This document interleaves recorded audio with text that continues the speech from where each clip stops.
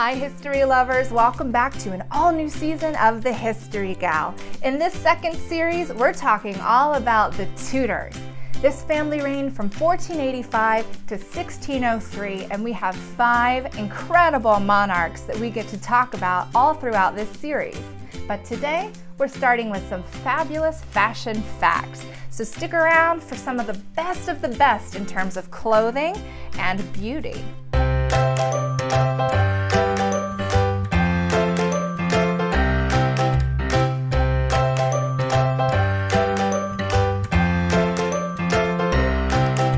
So to get started, one of our viewers and fellow history contributors, Katie, had a question for us about hair accessories and headdresses in the Tudor period.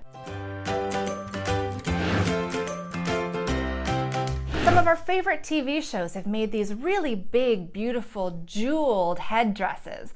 But exactly how close to real life are those costumes? Unfortunately, that's mostly TV magic. So headdresses in the Tudor period, from Anne Boleyn to, say, Jane Seymour, consisted mostly of the English gable or the French hood. These were made out of wire and linen, but then crusted with jewels and pearls and fabulous, rich linens. By the time we get to the Elizabethan era, it's wigs and small caps that the women are wearing, and their queen was leading the effort on that fashion front.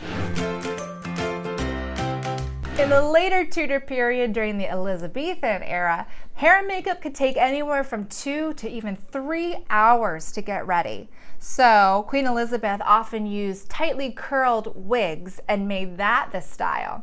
She would also cover her face with egg whites to hide wrinkles, and then paint a mixture of white lead and vinegar over her face to hide blemishes from her smallpox scars. In terms of the egg whites, it makes perfect sense. We still use that today in our face masks. But the white lead unfortunately made matters worse. It actually was known for turning the skin an almost gray color. In the Elizabethan era, one of the features that women wanted to accentuate was their eyes, so they used kohl for an eyeliner. They would also tint their brows and eyelashes red, probably to match their red-headed queen. The final beauty standard that I want to talk about today is the fact that they started brushing their teeth with the newest import, sugar, or if you were Queen Elizabeth, honey. Obviously, we know today that probably rotted their teeth out. But because of the fashion standards that required women to appear more plump, Elizabeth would stuff her cheeks with scented cotton and fabric to give her cheeks a more full look once her teeth fell out. For men in the Tudor period, their fashion standards included broad shoulders and a long beard. And for men who didn't naturally have broad shoulders, they would put padding into their coats. They also wore large cod pieces, which isn't really very surprising. Actually, check out this picture of Henry VIII's suit of armor.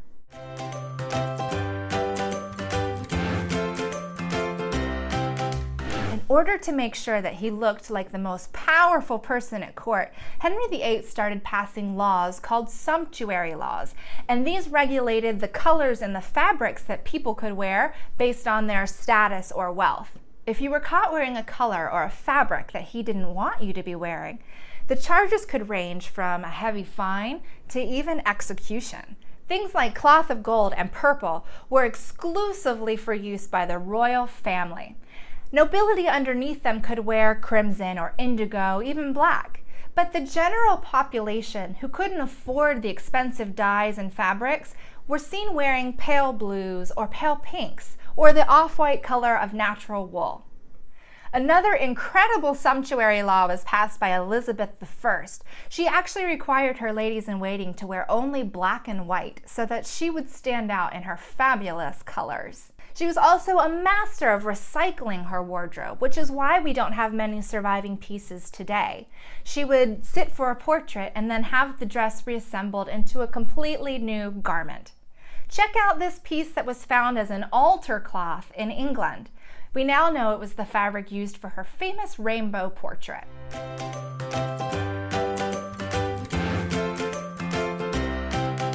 One of the things that doesn't exist anymore is jewelry. Henry VIII is known to have given Anne Boleyn over 30 pieces of royal jewelry, but they've all been dismantled or melted down. Even her famous pearls from her Boleyn necklace have been taken out and now sit in Queen Elizabeth II's crown. Across the Tudor era, between 1485 and 1603, dresses get bigger at court because the bigger your dress, the less likely you are to be able to move quickly. Only servants should be able to hurry at Tudor court. One of the most identifiable fashion pieces of the time were the long triangular sleeves made fashionable by Anne Boleyn. However, when she was later accused of witchcraft, people started a rumor that she was using the sleeves to hide a sixth finger on her hand.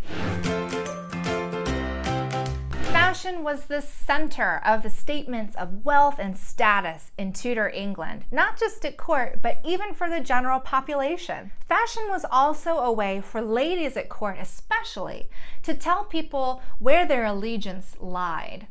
So for Catherine of Aragon, she would put the red Spanish stitch into Henry VIII's sleeves. For Anne Boleyn, she used the French hood and French fashion cuts. But for Jane Seymour, they rejected all of the French fashions and went back to more English fabrics, colors, and patterns. For more information or better videos about the things we've talked about here today, check out our info section below. Don't forget to leave your questions and comments either underneath this video or on our Facebook page where we can read through them and maybe include them in our future episodes. Y'all have a great week.